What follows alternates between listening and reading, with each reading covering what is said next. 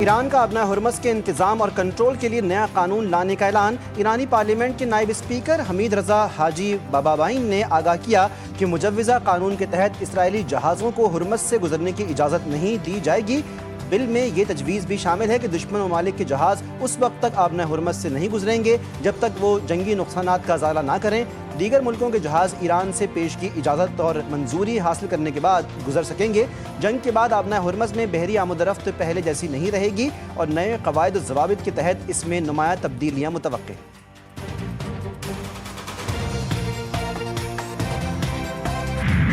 Trump کا ایران پر مذاکرات کے لیے غیر ضروری شرائط عائد کرنے کا الزام جھوٹا ثابت۔ روائٹرز کے مطابق ایرانی عہدیدار نے کہا ٹرمپ نے ایران کی جس تجویز کو مسترد کیا اس کے تحت جوہری مذاکرات سے قبل ہی ابنۂ ہرمز کھول دی جاتی۔ ایران کے جوہری پروگرام پر بات چیت کو بعد کے لیے چھوڑتے ہوئے ابنۂ ہرمز میں جہاز رانی بحال کر دی جائے اور ایران کی امریکی ناکہ بندی ختم کی جائے۔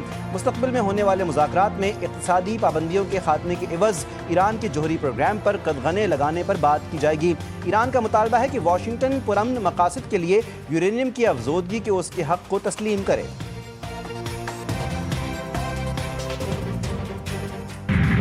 ایران کے امریکہ کے ساتھ مذاکرات دوبارہ شروع کرنے کے لیے شرائط میں نرمی۔ امریکی اخبار کا دعویٰ وال اسٹریٹ جرنل کے مطابق ایران نے امریکہ کو حملے روکنے کی ضمانت اور محاصرہ ختم کرنے کے بدلے ابنۂ ہرمز کھولنے پر بات چیت کی پیشکش کی۔ اخبار کے مطابق ایران نے امریکی پابندیوں میں نرمی کے بدلے جوہری امور پر بعد میں گفتگو کرنے کی تجویز دی۔ ایران اگلے ہفتے پاکستان میں مذاکرات کے اگلے دور کے لیے آمادہ ہو چکا۔ ایران کی جانب سے باضابطہ طور پر کسی قسم کی تردید یا تصدیق نہیں کی گئی۔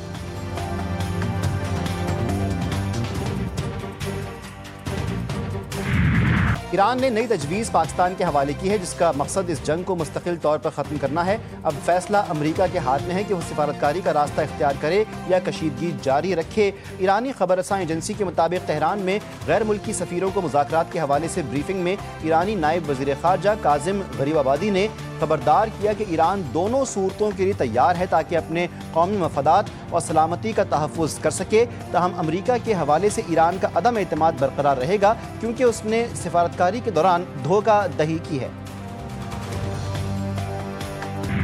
5 چینی ریفائنریوں پر امریکی پابندیاں غیر قانونی قرار۔ چین کا ایرانی تیل کی خریداری جاری رکھنے کا اعلان۔ چینی وزارت تجارت نے امریکی پابندیوں کو مؤثر طور پر روک دیا جو چینی ریفائنریوں کو نشانہ بنا رہی تھیں۔ یہ فیصلہ قومی مفادات اور توانائی ضروریات کے تحت تحفظ کے لیے کیا گیا۔ حکام کے مطابق چین نے پابندیاں نہ ماننے کے لیے باضابطہ طور پر 2021 کا اینٹی فارن سینکشنز قانون استعمال کیا۔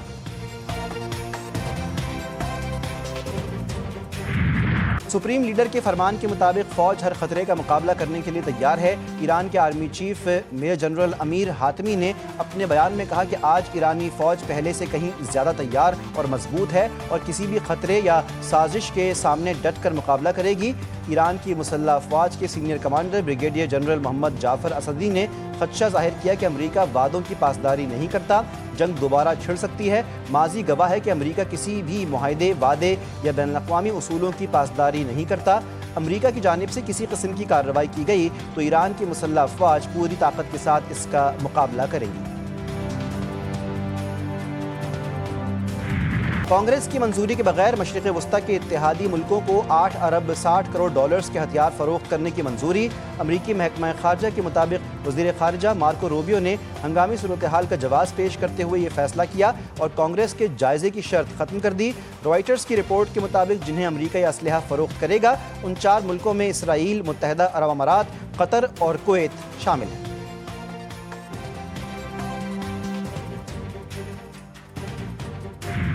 ایران میں جنگ بندی کے باوجود شہادتیں، امریکی اور صہیونی بموں کو ناکارہ بنانے کے دوران دھماکے، پاسداران انقلاب کے 14 اہلکار شہید۔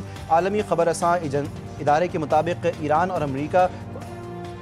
پر امریکہ اور اسرائیلی ہزاروں بم برسائے گئے جن میں سے کچھ پھٹ نہیں سکے۔ تہران کے شمال مغرب میں واقع شہر زنجان میں ڈی مائننگ آپریشن کے دوران کچھ بم پھٹ گئے جس میں پاسداران انقلاب کے 14 اہلکار شہید ہوئے۔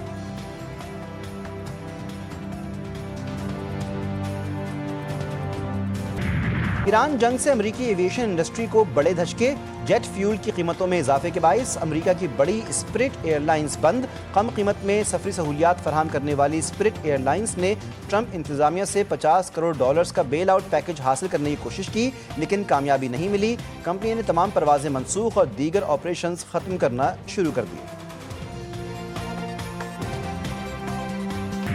पाकिस्तान के सालिसी किरदार ने लाखों इंसानी जानों को बचाया। लाहौर में वज़ीर-ए-आज़म शहबाज शरीफ से नून लीगी रहनुमा ख्वाजा अहमद हसन ने मुलाकात की। वज़ीर-ए-आज़म ने कहा कि अल्लाह ने दुनिया में पाकिस्तान का मकाम बुलंद कर दिया। हमारे सालिसी किरदार ने लाखों इंसानी जानों को बचाया।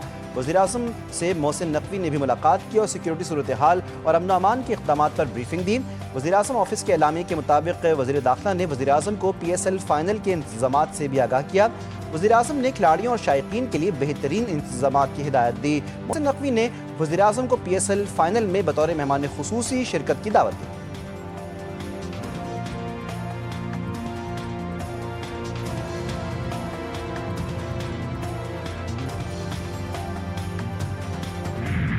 कौन बनेगा पाकिस्तान सुपर लीग सीजन 11 का फातेह? आज फाइनल में पेशावर ज़ल्मी और हैदराबाद किंग्समैन का मुकाबला। बाबर आजम का बल्ला चलेगा या उस्मान खान करेंगे चौकों छक्कों की बारिश? मोहम्मद अली की तेज गेंदें विकेट उड़ाएंगी या सुफियान मुकीम की घूमती गेंदें बैटर्स को घुमाएंगी? मैच से कबल होगा रंगारंग म्यूजिकल कॉन्सर्ट और आतिशबाजी का मुजाहिरा। शायकीन इख्तामी तकरीब से लुत्फ़अंदोज़ होने के लिए शाम 6 बजे तक लाजमी अपनी सीटें संभाल लें। इसाक डार का कुवैत के वज़ीर ख़ारजा से टेलीफोनिक राब्ता, खित्ते की सूरत हाल और वसी मुआशी असरात पर तबादला ख्याल। तर्जुमान दफ्तर ख़ारजा के मुताबिक इसाक डार ने खित्ते और दुनिया में अमन व इस्तेहकाम के लिए पाकिस्तान की सिफारती कोशिशों को उजागर किया। दोनों रहनुमाओं का पाकिस्तान और कुवैत के दरमियान मजबूत बिरादराना ताल्लुकात का इआदा। पाकिस्तान और अफगानिस्तान के दरमियान कोई आर्जी जंगबंदी नाफिज नहीं, तर्जुमान दफ्तर ख़ारजा ने वाज़े कर दिया। पाकिस्तान और अफगानिस्तान के दरमियान सिर्फ ईद के मौके पर 3 दिन का महदूद वक्फा था। इन दोनों ममालिक के दरमियान कोई आर्जी जंगबंदी नाफिज नहीं। तर्जुमान दफ्तर ख़ारजा ने पाक अफगान सरहदी सूरत हाल पर बरतानवी नुमाइंदे के यकतरफा रिमार्क्स ज़मीनी हक़ाइक़ के मुनाफी करार दिए। कहा कि मार्च में पाकिस्तान की जानिब से आर्जी वक्फे की खैर सगाली पेशकश के बावजूद अफगानिस्तान की सरहद पार जारियत और दहशतगर्दी दरअंदाजी कोशिशें बिला ताअत्तुल जारी हैं। अफगान तालिबान की बिला इश्तियाल सरहद पार फायरिंग और भारतीय प्रॉक्सीज की दहशतगर्द कार्रवाइयों के नतीजे में 52 शहरी शहीद और 84 जख्मी हुए।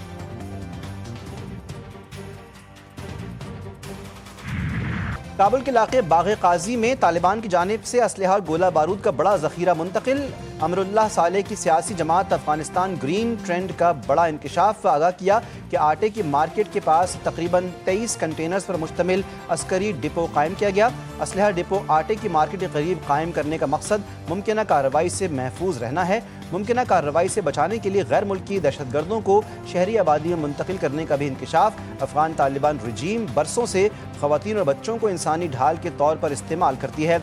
अवाम एम्यूनिशन डिपो को आबादी से बाहर मुंतकिल करने का मुतालबा करें।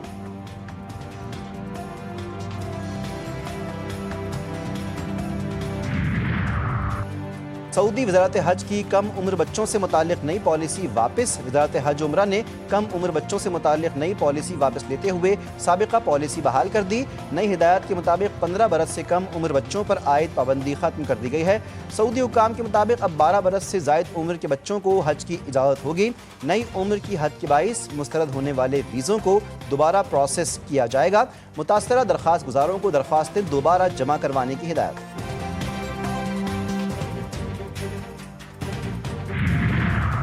हमास की नई सियासी क़यादत के इंतखाब के लिए वोटिंग मुकम्मल। क़यादत के लिए खलील अल-हैया और खालिद मशल के दरमियान मुकाबला। नताइज का ऐलान अगले हफ्ते होगा। जुलाई 2024 में इस्माइल हनिया की शहादत के बाद याहिया संवार को क़यादत सौंपी गई थी, लेकिन 3 माह बाद वो भी शहीद कर दिए गए, जब से तंजीमी मामलात बैरून मुल्क मौजूद सीनियर रहनुमाओं का ग्रुप चला रहा था।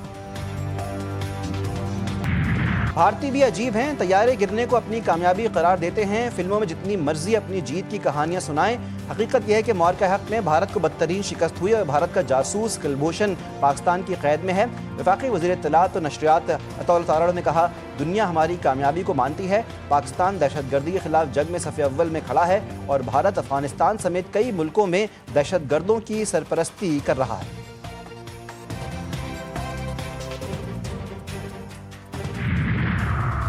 توانائی کے شعبے میں بڑی اصلاحات، گھریلو اور صنعتی صارفین کو ریلیف دینے کا فیصلہ، بجلی بلوں کی ادائیگی میں آسانی کے لیے ڈیجیٹل سہولیات کو فروغ دیا جائے۔ وزیراعظم نے توانائی بحران سے متعلق اجلاس کی سربراہی کرتے ہوئے ہدایت کی کہ بجلی کے صنعتی اور گھریلو صارفین کے لیے سہولیات پیدا کرنے کے لیے اقدامات کیے جائیں۔ گھریلو صارفین کے لیے سہولت فراہم کرنا حکومت کی اولین ترجیحات میں شامل ہے۔ توانائی کے شعبے میں اصلاحات عوام اور صنعت کے وسیع تر مفاد کو ملحوظ خاطر رکھے بغیر نہیں ہو سکتے۔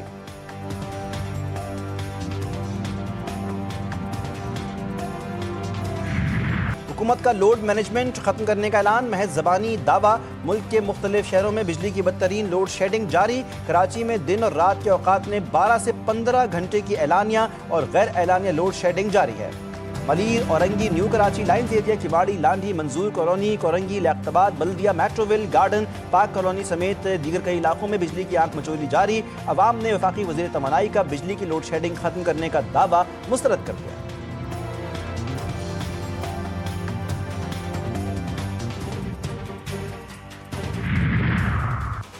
پاکستان میں درجہ حرارت 45 ڈگری تک جانے کا امکان۔ سندھ، جنوبی پنجاب و اندرون بلوچستان میں اگلے 7 دنوں کے دوران شدید گرمی پڑے گی۔ درجہ حرارت معمول سے 4 سے 7 ڈگری سینٹی گریڈ زیادہ رہ سکتا ہے۔ کراچی میں بھی اگلے 24 گھنٹوں کے دوران گرمی کی شدت میں اضافے کی پیش گوئی۔ پارہ 36 سے 38 ڈگری تک رہنے کا امکان۔ ہوا میں نمی کا تناسب زیادہ ہونے کی وجہ سے گرمی کی شدت زیادہ محسوس کی جائے گی۔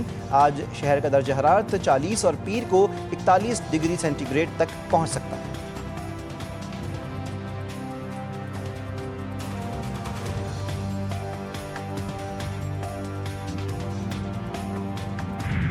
ایرانی والی بال ٹیم کا امریکہ اور صہیونی جارحیت کے نتیجے میں شہید مناب اسکول کے بچوں کو خراج عقیدت۔ جنگ کے پہلے روز اسکول پر حملے میں شہید بچوں کی تصاویر والی بال کورٹ کی کرسیوں پر لگائی گئیں۔ کھلاڑیوں نے پھول رکھ کر شہید ننھی کلیوں کو خراج عقیدت پیش کیا۔